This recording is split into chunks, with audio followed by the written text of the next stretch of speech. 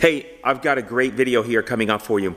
A lot of times you get a lot of information about what it takes to succeed in this business, and it's very much compartmentalized. I always have a hard time with that word.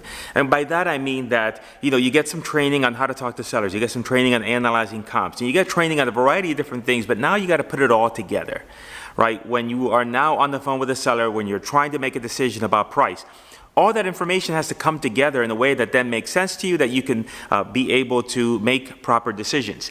And it's kind of like martial arts. A long time ago, I used to take martial arts. And what happens is that you are taught all these different techniques and strategies.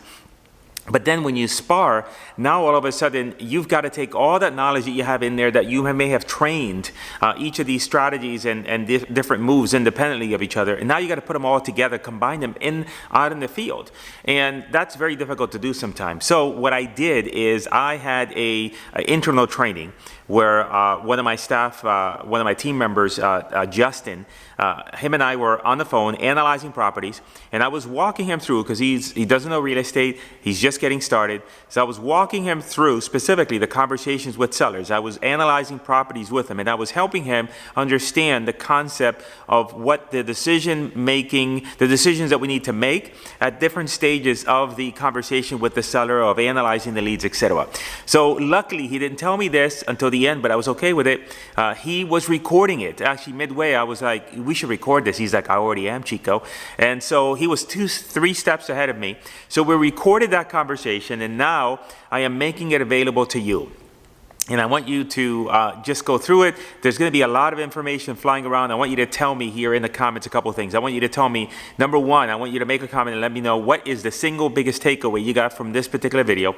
Number two, I also want you to tell me if these type of videos are insightful to you. Do they help you? Do they help and give you greater clarity in terms of what you got to do to get yourself going in your real estate business, whether that be to do your first deal, or maybe you already have done your first deal, but you want to create some consistency, and you need some additional help and training and support, and maybe I can provide that to you here in this channel. All of a sudden, the sky is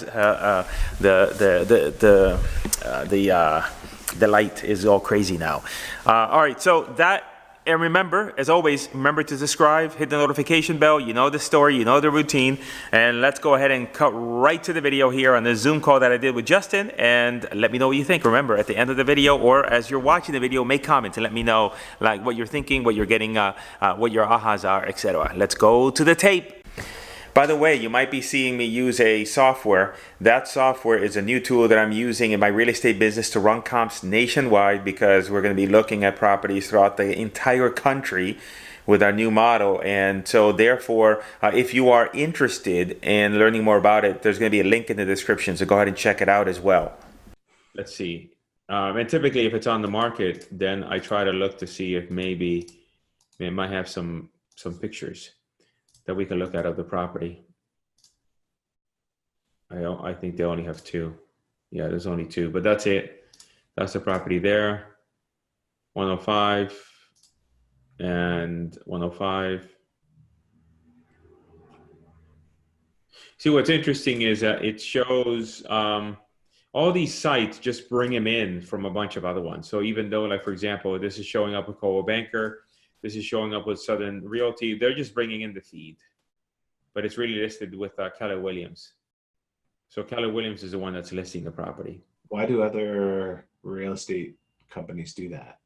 Well, they pull in the data, because they're pulling the data from the same system, and then in that way, so that their site is populated with a bunch of properties, and they might read, and instead of calling getting in contact with the Keller Williams agent directly, they would just contact one of the other agents and would get a commission off of it.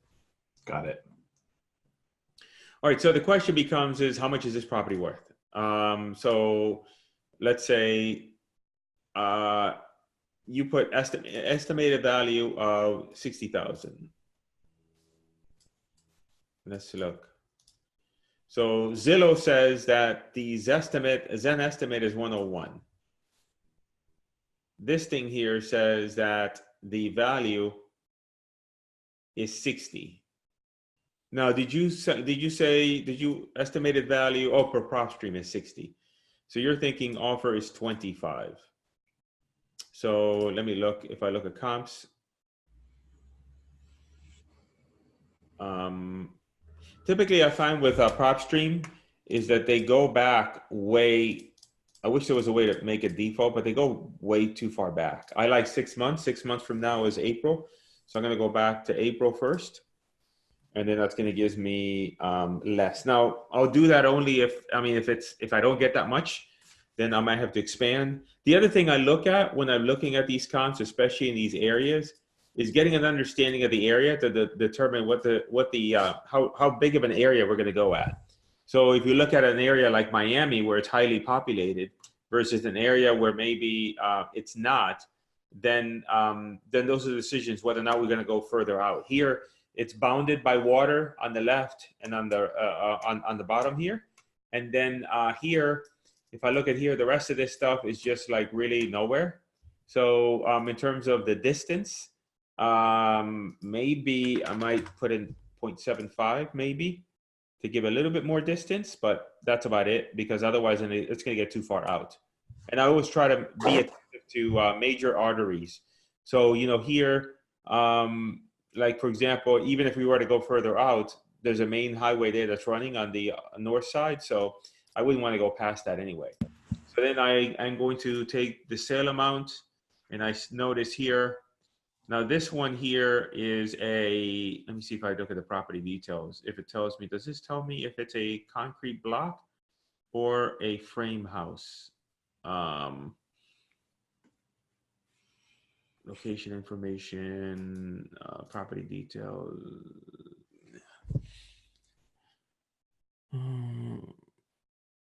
Interior wall type is wood.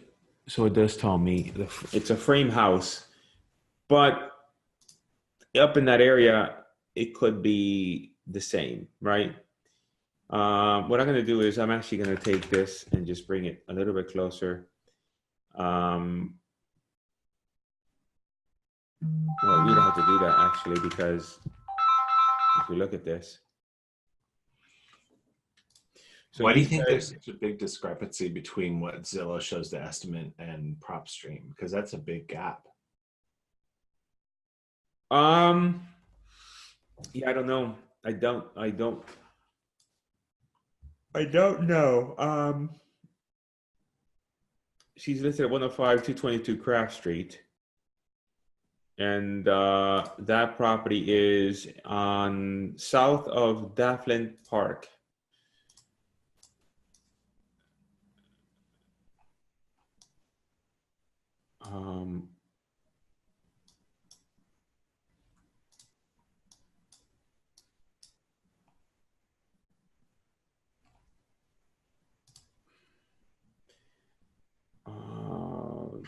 Goes around the loop.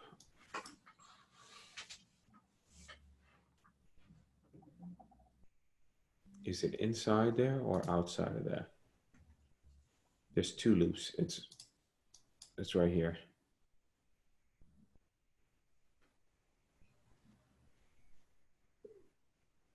There goes Craft.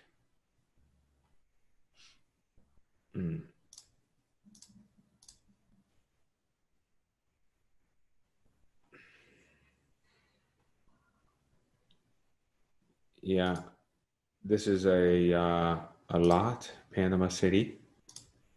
That's the house. There's another house here for 117. Oh no, asking for sale by owner 16,000. That must be a lot. But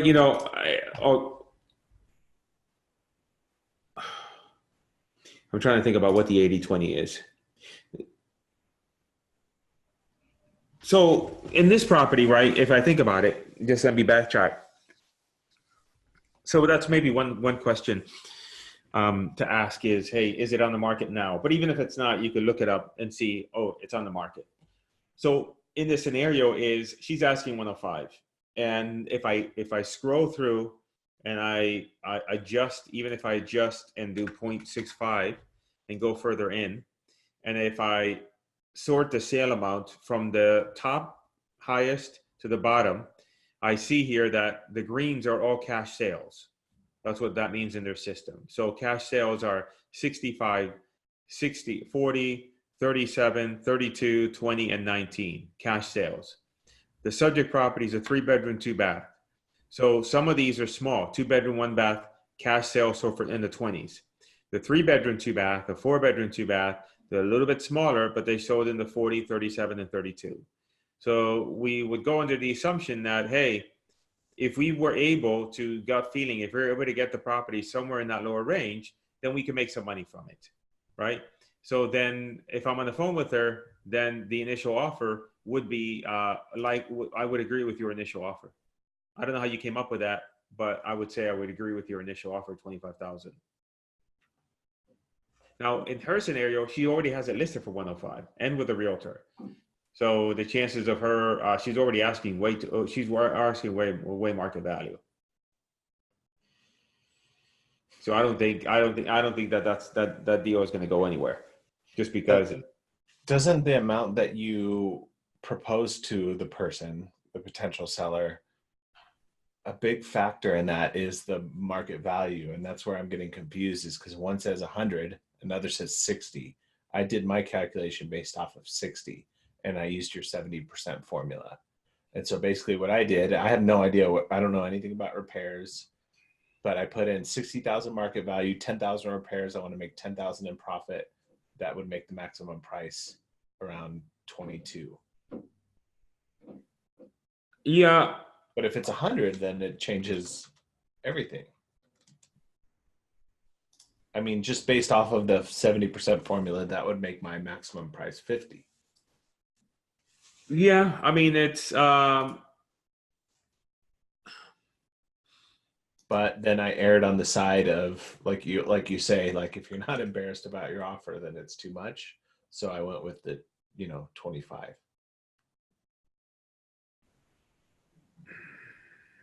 Was she looking at these comps? Oh, I didn't even know you could do that. Look at that. Holy crap. All right. That's pretty cool that you can do that. Is that working?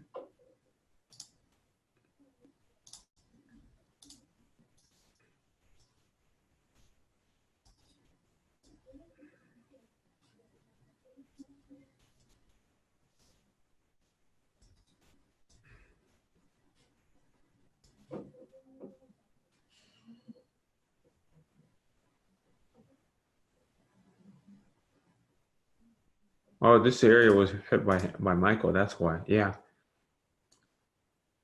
Oh, that's the other thing. She said every property has new roofs. Yeah.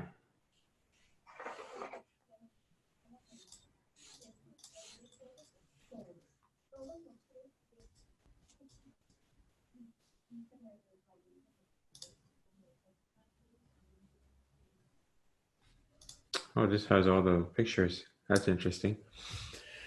It pulls all the pictures.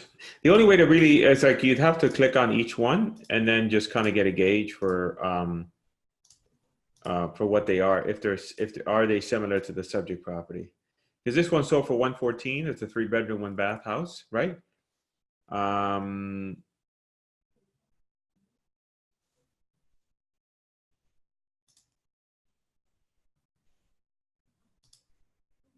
So this is my thought is just thinking about it right now as we're nuts.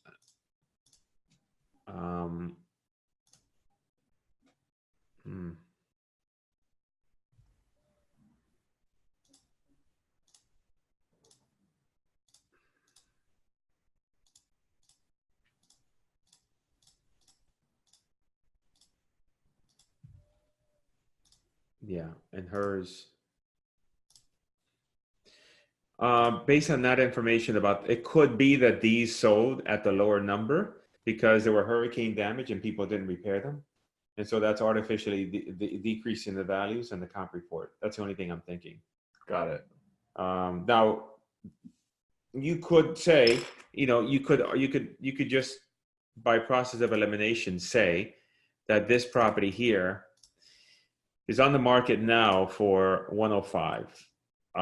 This is telling me how many days it's been on the market. It's been on the market 30 days, right? And it hasn't sold. My thought is that it's either in that market, it takes 30 or 60, 90 days to sell, or they're asking too much. So let's say hypothetically that that's if we assume that that property market value would be, somebody made an offer and bought it and they accepted, it might be 95. The other problem that she has is this. See, this property, hypothetically, somebody could buy this property, live in it, it would be market value 100, for example. But the problem that she has is she has a tenant in there. So price for a rental, it's not a really good price for a rental. Because if you came in and you bought it at 105, $1,000 per month, it's really, it's not that great of a rental income. So that's probably why she hasn't sold it, because that 105 is a number that gets sold to a retail buyer who's going to live in the property, but she's eliminated that particular audience because of the fact that she has a tenant in there. And she doesn't have it priced well enough for an investor. So you could, I don't know. What? So she has a tenant in there, so she can't sell it to like a retail buyer, is what you're saying? Right. Does that mean she has like a contract with the tenant or something like that, and she can't just kick them out? It's month to month, but the likelihood that she's going to kick out the tenant, and then she would have to kick out the tenant in order for her to be able to sell it to an end buyer. But then now she's going to be out. The tenant's going to be out, and she's taking a chance that it's going to take a few months to find a buyer and what price, and now she's going to be out rent money. Why can't she just sell it, and once a buyer comes in, then kick out the tenant? Because she has to show it or something? It depends. It also depends on the financing of the buyer, because if the buyer's getting an owner-occupant loan, but then there's a tenant living inside, then the bank is going to have an issue with it. Okay. Yeah, and the first line here is attention investors, right? Yeah. So let me ask you a question. Let me ask you a different question. If she said, you saw the 105, and if the lady said, look, I'll sell it to you for 90,000, would you think that would be, I guess maybe prior to our conversation here, let's assume that there's still ambiguity around the end price. If she said, look, I'll give you a deal, I'll sell it to you for 95, would you say that's a deal or not a deal? I'd say no. So what number do you think it would be a deal? If you offered 25, she said, no, that's crazy. And you said, what's the best you can do? What number, without knowing anything else and just taking a chance, what number would you say that might be a deal? Well, I think the key word is taking a chance, right? Because I'm still confused as to the actual market value. But if she said hell no to 25, I don't know, maybe. If she said, hey, look, I'll sell you the house if you can buy it as an investor, I'll sell it to you for 55,000. Would you think that's a deal? No, because if the market value actually is 60,000, then I'm screwed, right? Well, you're screwed if you were to buy that house. But remember, we're in a wholesaling, we're putting in the contract. If she said, look, I'll sell it to you for 55,000, do you think that's a price worth taking a chance at it? It's a different, because you're thinking, my gut feeling is no, and maybe the max for me would be like 40. But you tell me if I'm wrong and why I'm wrong, and so I can learn. But that's my initial thought. My thought would be I also look at it a little bit. Let's say, for example, cash on cash investment. So let's say this is Panama City, Florida, right? So Craigslist.com. Let's see. We change this to.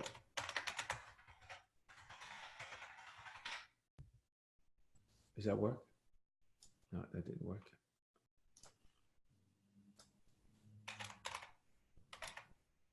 Panama City, Florida.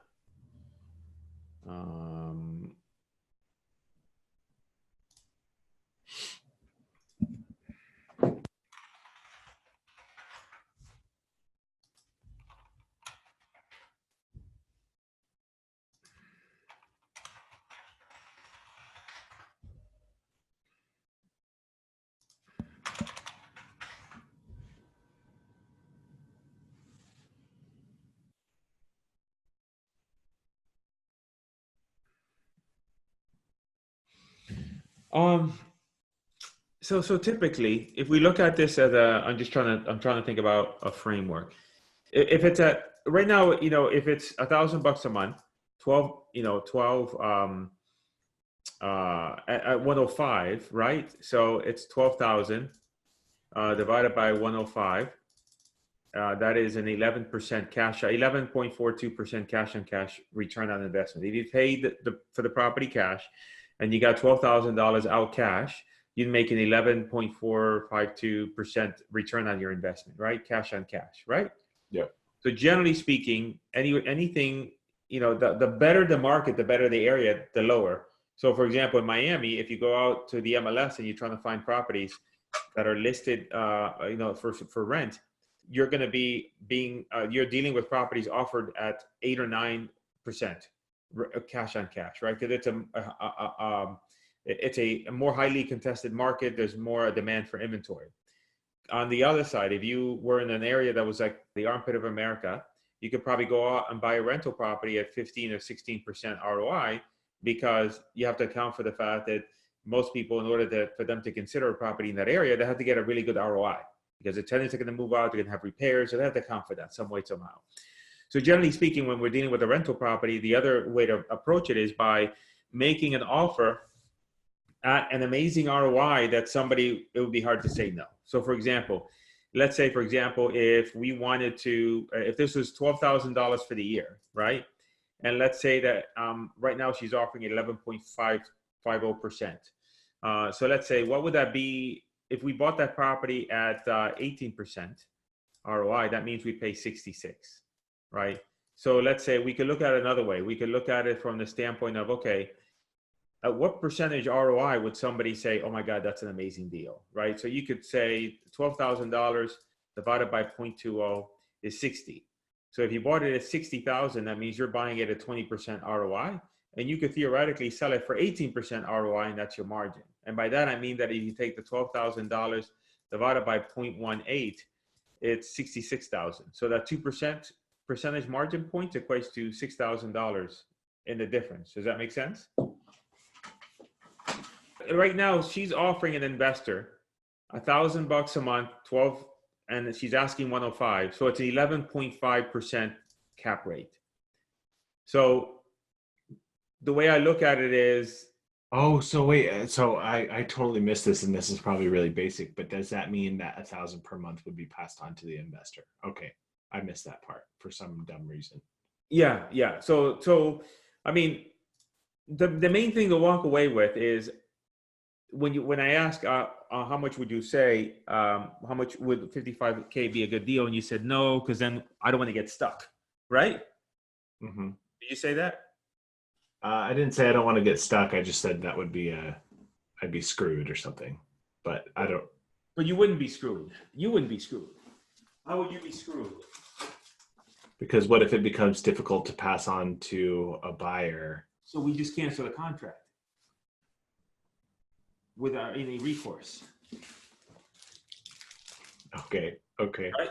So in other words, then the question becomes more, not necessarily, the question doesn't become how much. I'm trying to analyze what this property is worth, or can we sell it for this, or any that. It's the question is, does that a good enough price that we can take a chance on the property? Because that places a lower level of risk and or decision making, right? Well, with that kind of logic, then why wouldn't you take a risk on every single property if you could just cancel the contract? Well, because you'd be wasting your time trying to sell stuff that isn't really, Okay. you're not going to have a chance on. Okay. So then your question is it worth taking a chance and spending your time on it? Right. Exactly. So in other words, if this lady said to me, hey, I sold you this house for 75K, I'd be like, 75K. Gee, how is that on the market for 105? It doesn't seem like that good of a deal. Are you asking yourself, if she said 75K, are you asking yourself, could I sell it for 85 or 90? That's it, right. Now, the other way I can look at it is, I can go to Zillow and I could do for sale, and I could do price, and I could say, let's say she offered the house for 75K. So I could look here and I say, I want to know what's on the market between 40 and 75K, right? And then I see, like, I got a vacant piece of land. They're asking for 53. This house here is a 2-bedroom, 1 bath, a really small house for 68, right? This one here is a 2-bedroom, 1 bath, really small house for 70, right? So, the stuff that's listed for sale right now is really small and really crappy looking. So hypothetically, that would be a good price. So in essence, it's a relative decision about taking a chance versus like an absolute. By absolute meaning that you're trying to figure out, you're just trying to do things. Some teachers trying to figure out, is this a good deal? And then at the same time is this a deal worth taking a chance relative to the other opportunities that I have? But at the same time, if you got no opportunities, if you said, hey, I'll give it to you for 95, it's still not a deal, right? Because he has it on the market for 105 already. It's very close. But if she said 55, you could say, well, I could, if we put on the contract for 55, we could try to sell it for 65. And that seems like it might be a good margin. We don't know, but we take a chance on it. And if nothing happens, then we cancel the contract. Got it. Okay. And then that makes sense. And so would I be correct in saying if I was to call her back today that my goal wouldn't be to tell her, hey, we'll give you this? I would try to get a number out of her like you talk about, right? But yeah. Now with us talking, I have an idea of what's reasonable or has potential. The conversation could be very easy is, Rita, here, you know what, I didn't realize you have this on the market for 105 already. And most of the houses that we bought previously in that area needed everything. I mean, everything. And we bought them pretty cheap because they needed everything. I know yours isn't the case, but typically, we bought them in the $30,000 to $35,000 range. I know that's what you're asking. In the past, if it's in good shape, we've gone as far as 45 or 50 or 55. But you're asking 105, and I don't know if would that work for you. And if not, then tell me what would be the best you can do, and I can try to go back and try to see if I can make it work. I don't know, but in other words, you're saying to her, look, here's a price that I would offer you, but I don't think you're going to take that because you're asking 105. So tell me, what is the best number you could do? And then just throw it out there. I think it'd be good practice. I think the fact that she has it at 105 listed with an agent already, the chances of her selling it, unless she's amazingly, she has a lot of properties that she's trying to sell, right? So, but it would be good practice. But that's the way I would frame that conversation and say, a friend of my wife said, look, I'm looking, the best way to describe it is always just, we buy houses that need a lot of work. And you trade some of that, but at the end of the day, she has it listed for sale. So that's a killer. Got it. And for you, if I wasn't involved in this at all and you're about to call her, what do you think that your max would be that you would risk? We'll probably say 55. 55? Yeah. Okay, and so she said like 70 is my minimum. Then you'd be like, thank you for your time. I know I'm talking hypotheticals here and all of that, but I'm just curious. If she said 70, I guess it would merit. It would merit maybe. Because you have to think about it is you can't spend that much time with each of these leads. So you have to get to stage one. Stage one is figuring out who's a suspect or not. And then stage two is really drill down to see if it's, okay, is this, will we do it or not? So for example, stage one is you make that initial offer, you get a feel for them, you go back and forth, even though that initial offer, they're not going to take, but it gets them to tell you the number, and then you get to that final number. And at that final number, now you got to make a decision. If it's a no-brainer, then it's a yes. If it's let's say she said 70, I said, man, I have to see. I think that's going to be stretching it. I'm going to have to go back to them and see if, in fact, I can make that work. Let me ask you a question, Justin. So you're saying 70,000. Obviously, we're buying it as is, and we take it with the tenants there, et cetera. And you say yes. So if I can get them to agree on that price of 70,000, is that something that you'd definitely be able to get, be able to move forward on? And he goes, yes. Now you have the realtor. Is that something that you do the deal through the realtor? You have a way to be able to get out of the contract so you don't have to pay the commission. So you have an understanding of where that, what you have to deal with in that end. Because then how about if you have to deal with a realtor, then it's always more difficult dealing with a realtor because they don't like our contracts. They don't like the fact that we don't put any money down. They don't like anything we do. And then at that point, it would be like just having like a really, like we would maybe go to Craigslist and see what other properties are for sale and see if there's, like to get really fine tuned in terms of that. It just depends on what we have on the table, right? If we had a bunch of stuff that we were handling, we may not do that much research. We might just say, let's just take it. Or we might do, might do that extra little bit of research. But what we have to try to figure out is the main thing here in this first stage is we have to go through fast cycles of going through the properties, figuring out, making that initial offer, figuring out what the bottom line price, and then being at that point where either we say yes, we say no, or we say, you know what, we got to get the seller tied down to a commitment, but then we got to go back and do that last leg of research just to see if in fact it does make sense or not. Got it. Okay, that's really helpful. A big takeaway from that is, I guess I go back to what I was saying the other day, is that it's a numbers game. And so like asking a hypothetical to you about like, would you take 70? You're basically saying that would warrant more research. Yeah. Okay. And then, okay, cool. We should have recorded this. I already did. I knew we should be, because what I'm thinking is, sorry, I'm good at recording without permission, but I assume you're always recording without permission. But what I was thinking with that is like, what if this is something, I think that this would be really helpful either for maybe for YouTube or something like that. But I think so. Were you recording my screen as well? Yeah. Yeah, I think this would be a good video. Let's just do it. Intro. I like it. So I need to just do an intro, and then I could do an intro, and then you just slap this motherfucker after the intro. What do you think? Yeah. There was one more property. I don't know if you want to glance. Let's do it. Yeah.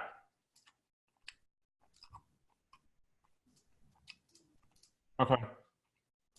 Which one? 3035, the one right above it. Oh. Right on the account.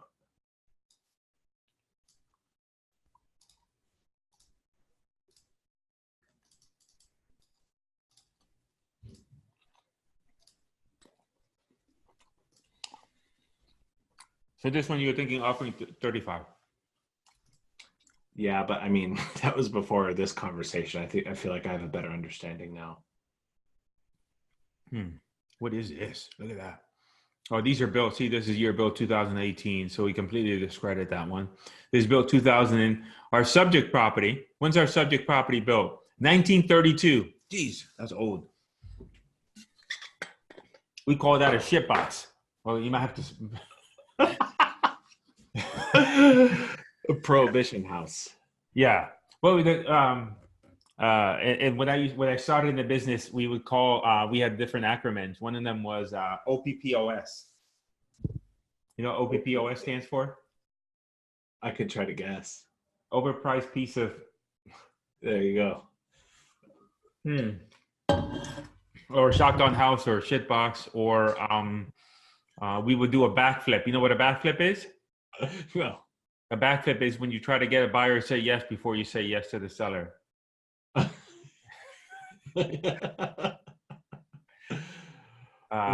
Is that unconventional? Yeah, you better not. It's better not to do that, because then. By the way, I do think this is a good video. I'm glad you're recording it. I think it's. Well, here. Let me tell you why it's a good video, real quick. Is because I ask all the dumb questions that somebody that's maybe just getting started would ask. You know, I have no perspective. I don't know what I'm talking about. And these are questions that you probably haven't thought about in a decade. Yeah. Yeah, you're right. So I think it's a great, going back to your question,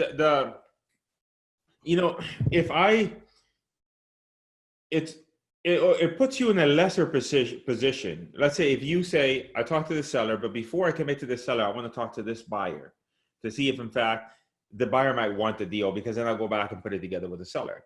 It puts you at a very much disadvantage, because now you're only gonna, you're making that kind of quasi commitment to that buyer. So no matter how good of a price you do, you still got to go to that buyer. And then you're never going to maximize your profit. Like, it doesn't put you in a position of power, because now versus you say to a buyer, hey, I got this deal. You want it or you don't want it? Great. If you don't want it, I'll get other people I'm going to. Versus you're not putting yourself in the strongest position, like going to a buyer first and say, hey, would you be interested in this property? And he says, yes, I'd be interested in this much. And then you go back and negotiate with the seller. But then it just, to me, I never liked doing it that way. I think it's not toward you, but in general, I think it's just people being chicken shit to just put it on the contract and just be okay with the fact that it may or may not work out. Yeah, and it could probably affect your reputation as well, right? No, not necessarily. I mean, but whenever you're putting yourself in a position where now you're only working with one buyer, you're never going to maximize their money. Your best position is to independently take a property, put it on the contract, and then put it out into as many people as you can, and that's going to maximize your money. The minute you pigeonhole and you put yourself in a position where now you're dealing with only one buyer, because now you've kind of told him, hey, if you tell me a price, I'll go back to the seller. And now you kind of make that quasi commitment. And one of the things that we haven't discussed is, but you always got to be mindful of when dealing with buyers is communication. Yeah, implied communication. You may not told them that that deal is theirs, but in their mind, they think it's their deal because they told you the price that they'd be willing to take for the property, or they gave you an idea of what the market is and everything else. And so now you're kind of quasi committed to them. Got it. You know what I mean? And so I never liked that. And we'll get into that, but like, you always got to be very much so with buyers. You always got to be very peculiar about your conversations with buyers to make sure that it's always crystal clear. And but for that particular item, there's no reason to go to a buyer. There's the reason of hold on. Hey, hello. Yeah.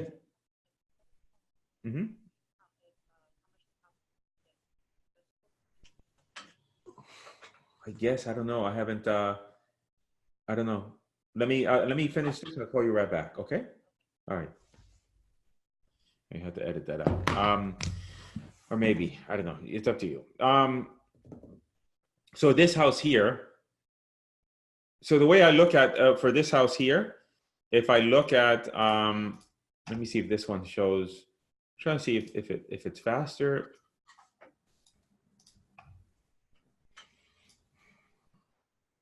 Oh, that one sold for 114. That one sold for 114. And that one is, it's a small house, 301 bath. And there's a lot of photos here. Let me see. This is the house. Oh my gosh. It looks like it's in good shape, but it's such a tiny house. Yeah. It's such a tiny house.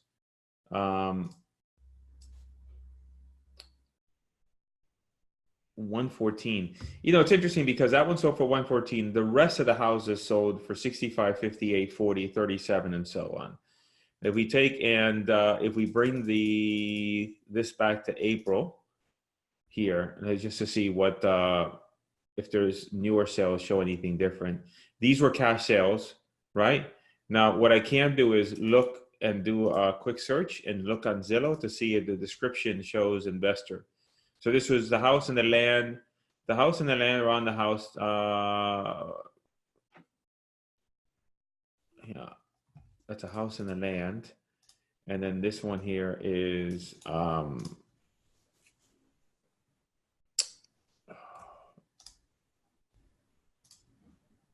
so that's 222 Central. I'm just trying to see if they show on Zillow and if this show as being like investor special. Cottage property sold as is. If you look at this, the cash sales are here. So 65, 58, 40, 37. That's what an investor would pay for.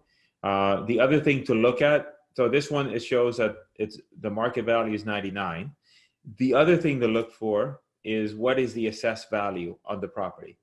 I can't believe I didn't mention this to you. So the total market value, the total assessed value per county records is 77,000. So sometimes I look at that number in order to see if I could somehow validate my offer by that number, right? What does that number mean versus the estimated value? Or the tax value is what the county assesses the value of the property for the purposes of assessing taxes on the property, right? And so if that's the case, then like say for example in Florida, the tax assessed value is always less than the market value, right? And so then what I could do is, knowing that, if I look at these numbers here, I would say like just looking at these numbers here, based on our conversation, what do you think you would offer on these? On that property? These properties, not hers? Yeah, on hers. What would the offer be? Well, this is how much they were sold for. It doesn't show me the value, the estimated value or the tax value, right? I would offer what they offered or maybe less. I don't understand. So what would that be? For the one that you're highlighted? No, I'm saying for the subject, her subject property. Oh, for the subject. Sorry. Okay. The subject, yeah. So what would you offer on that?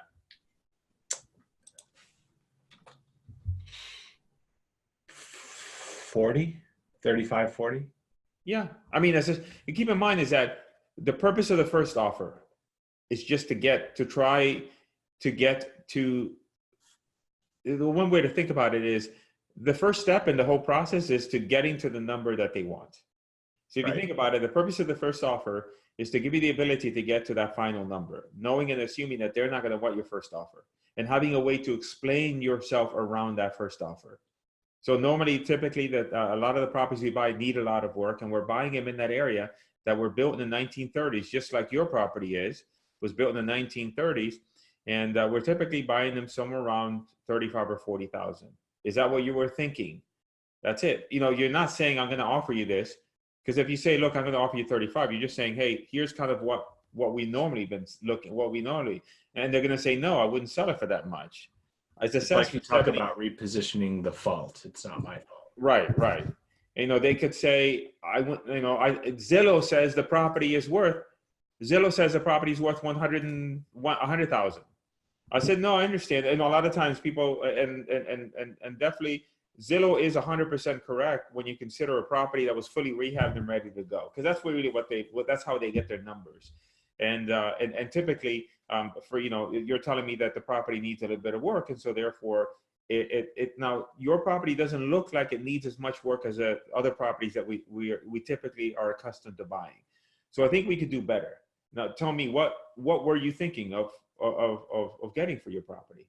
And so you're trying to get them to say, well, whatever the number is that they tell you, it's always, oh, okay, yeah, that might. Let me, and I can, let's say that the person says, like here, the example with this property here, 716, the Zillow, this is 3035 is this one. So Zillow says, she might say, well, no, there's no Zen estimate. That's interesting. So she might say, I want 95. I want, $95,000 for it. I could appreciate you want 95,000 for it. That's going to be a little bit more than, and then you could do is you could say, well, recently there was another property that sold just like yours, 2621 East 3rd Street. That one was built in 1938, about the same square footage. That one sold for 40,000. I have another one here that sold for 37,000, right? And these are all kind of like the same similar type of properties. And then if you look at that document, I don't know if then at that point it's a process of trying to figure out what of looping back with her. So let me ask you this: you said you wanted $95,000 for the property, and again, we're looking to buy a property that needs work. We're going to fix it up and spend a bunch of money, and you see that there's quite a few properties here that have sold in the 37, 40, and I don't think that that's the price that you're looking for. So I understand that. If we could buy the property as is, close quickly, pay all cash, you don't have to worry about anything, we can get the whole thing done in 30 days or less, what would be the best you can do? And whatever price they tell you, it's okay. It's always, Justin, thank you. I know that, I appreciate you thinking about that, and it's a little bit much for what we're looking for, because again, these properties are selling You know, the ones that I'm seeing here are selling for less. And I just don't think our funding sources are going to be able to approve it for that much. I suppose that she came back with 75, and you know, you could go back and forth and said, you know, any chance would you be able to do, say, you know, 60,000 on it if we could? And again, we'd buy the property, we would close on it relatively quickly. You wouldn't have to do any work whatsoever. And we wouldn't do anything to disturb the tenant. So we would take the property with the tenants there, and then we worry about them afterwards. We might even consider keeping them. I don't know. It depends on what we're going to do with the property. But what would be, so it's a constant like going back and forth, but being okay with the fact that you got to come in low, right? You got to come in low to be able to, you got to come in low, but leave yourself the ability to not place fault on you for making that offer, but just the circumstances, to then get them to come back to you and tell you what is the best price. And that price is always too much. It's always, you know, I wish I could do that price. It's just going to be, it's going to be hard. And then looping back is where, let's say for example, as an example, you had 10 things you could tell a seller. Like, I could close quickly. I could buy with the tenants there. I could, you know, I could buy it and you don't have to make any repairs, right? And all these things, right? We do it with a licensed and insured title company, so you know everything is above board, and you know that everything is being done right, and all those things, right? So you don't want to tell them all those things at one time, because then it's you're leaving your you want to keep your powder dry. By that meaning that if you tell me initially 85,000, and I know I'm going to have to work you a couple times, I might say, well, remember, Justin, I can buy it as is. So that means that you're not going to have to make any repairs. You know, if you were to put it on the market and put it with a realtor, or you're going to have to make some repairs because people are going to have to get financing, etc. So you don't have to worry about doing any of that for me, any of that. I'll take it completely as is and be able to close using our own funds. If we, you know, being that's the case, what would be the best you can do? And let's say you say, well, the best I can do would be, and you drop 5,000. I said, you know, Justin, I really appreciate you giving us some thought. And again, you know, the challenge I'm having is just, we have these other properties that are selling for 35, 37 or 40,000. And so our funding department is going to have a hard time internally, the company's not going to be able to pay that much for your property. And then now you go into another benefit. So it could be that, you know, and one of the other challenges is that if you're selling the property and it needs work, you got the tenants in there. So are you going to get the tenants out to do the work? You know, sometimes to be able to get that price that Zillow says, you have to get the tenants out so that you can sell it to somebody who's going to live at the property, because that's who the person who's going to be the person that is going to pay you the most amount of money. And so for us, we'll take it with the tenant in there. So you don't have to worry about that in any way whatsoever. And so we'll just take it completely with the tenants there, again, as is. What's the best price you can do for that? So what if you think about it, what I did there is, I didn't say in my first rebuttal, I didn't say, oh, I can buy it as is, and I can take it with the tenants there. I said, you know, I can buy it as is, and then I asked you for a price, which then you said a price too high. I kind of retracted back, and I said, you know, I appreciate that. Let me come. And then I came back with another benefit, right? So that way, because if you tell them everything at one time, then you don't have anything else to come back with. Does that make sense?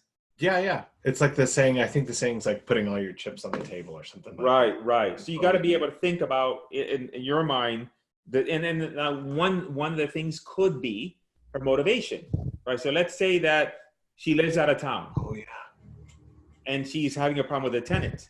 And I could say, or you're having a problem with the tenant. So say, you know, and Justin, you know, the best thing is, and you know, let's say we went twice already. So I told you about the as is, and I told you about the tenants. And you said, you know, and you know, let me ask you this, Justin, can you do 55? And you're like, man, and you know, remember when we buy the property, as soon as you and I agree, and I made the commitment, a firm commitment that I'm going to buy your property, that's it. You no longer have to worry about it. I'm going to take over from here. And within a couple of weeks' time, you're no longer going to have to worry about this tenant situation. You're no longer going to have to worry about the toilet and everything else fixing. It's done. The problem is done. And that's what, you know, and I understand that that's what That's what your main motivation is, because now you're living, a gazillion miles from this place, and it's just causing you problems. And the minute that we can agree on a price, then those problems go away. But so now, that's a big one.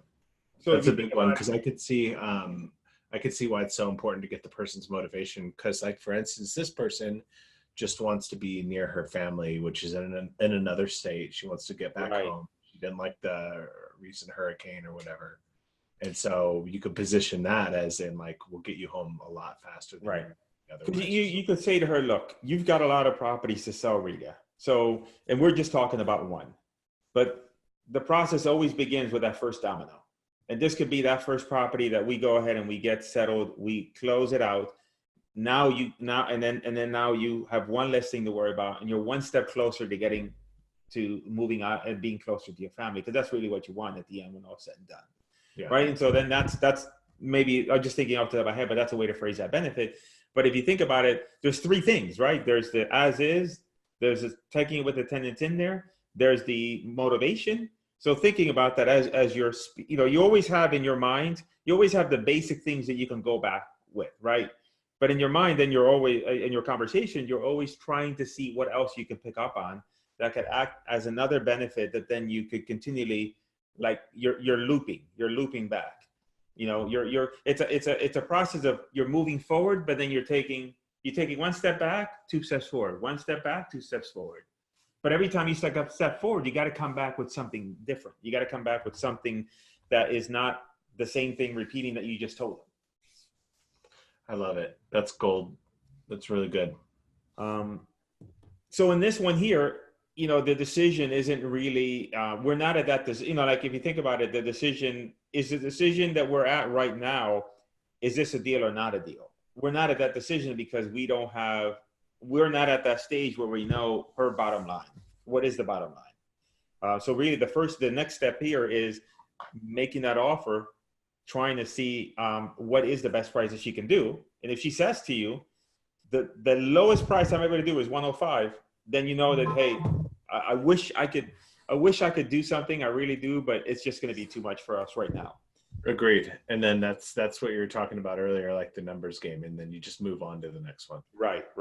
Because in the beginning, but you don't want to spend, and we're going to get we're restarting all the Facebook campaigns. And so now we're, at the beginning, when the leads come in, it's all relative, right? Because it depends on the number of leads coming in, but you want to, as quickly as you can, try to figure out who are your best opportunities. Not everybody's your best opportunity.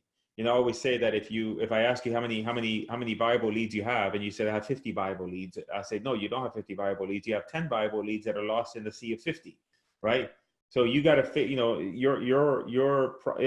out of those 10 viable leads that you have, the 10 hot leads, 2 or 3 might get knocked down this month, and a few other ones are still they're like, there's motivation in there, there's things happening in there, you're in communication with them, you're thinking about calling them next week. But in that grouping of, there's properties coming in and out all the time. But I think sorting through them, one of the things that people get hung up on is they're just do too much analysis, because we could spend this amount of time in every single property, but the objective is just how do we get to their bottom line as quickly as possible, so we can know if this is a deal that is worth our time and attention, and for us to continue to either work it, follow up with, or do further analysis to make sure we're on the right number. Well said. Yeah, that's a big takeaway. Thank you, Chris. But that's good. It's good conversation. That's super helpful, man. Yeah, big time helpful. The last thing I was going to say, the only reason I mentioned assessed value is because sometimes I can use that in my favor. So let's say I was thinking about making an offer for 70, but the assessed value is 65. So I will bring my offer down below assessed and justify using assessed value. So I could say, typically, it looks here like, typically we're paying, you could use the assessed value a couple of different ways. In this scenario, let's say the assessed value, I forgot what it was, the assessed value on this property. What was the assessed value? I think it was the assessed value is high. On this property here, the assessed value is a little bit high, 77,000. So it's high.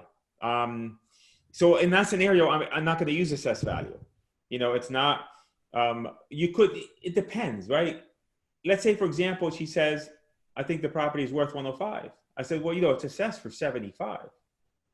Now she might come back, you know, you could use that, but she might come back and say, well, no, the assessed value is not the market value, right? She could say that. You could easily come back with, oh, you know, typically, you know, what we've been finding is really right. You know, we're typically buying, depending on the repairs, at or below assessed value. If it needs a lot of work, then it's really, you know, we need to put in work in there, then it's going to be below assessed value. There's a couple ways, you know, if the assessed value in this case was 65,000, then I would make my offer, you know, I would bring down my offer down. So the assessed value is a good number to look at if it's, the best way to say it is, if it fits the narrative of the story that we're trying to tell, right? If the assessed value is 100, I'm going to be like, do you know what the assessed value is? No, I don't know. I don't even pay attention to that because it's never accurate, right? It's irrelevant. Right. It's never right. It's never right, Justin. It's only a way for them to get as much tax money as they can because they're always going to increase the assessed value to be the highest possible one, even if it has no relevance to market value. That's a different. Well played, Chico. Yes, exactly. So, all right. So I think this is a good call, though. Yeah, this is a really good call. Okay, perfect. All right. So appreciate it, man. I gained a lot from it. Thank you. Okay. All right, so there you have it. Again, let me know if you would find these type of videos helpful. Let me know what specifically about this video, as you listen to it, what were some of the big ahas that you got from this in terms of learning or clarity on certain items. And let me know what other topics you'd like for me to discuss. And as I mentioned before, the tool that I use is available in the link in the description, so that if you wanted the ability to be able to run comps, to do property research all throughout the country, then that's the tool that I've been using. It's a tool that I recommend. And as always, you want to make sure that you are subscribed to the channel. If you're watching the videos and you're not subscribing, then again, you're robbing me from YouTube goodness. So make sure that you subscribe to the channel. Make sure that you give me a thumbs up, make a comment, say hello. That's just your way of saying hello. Like you're just passing by, you listen to the video, you're like, that's some good stuff, Chico. And on the way out, you say, hey, Chico, thanks a lot again. That's what you're doing when you do what I tell you to do. I'll talk to you later.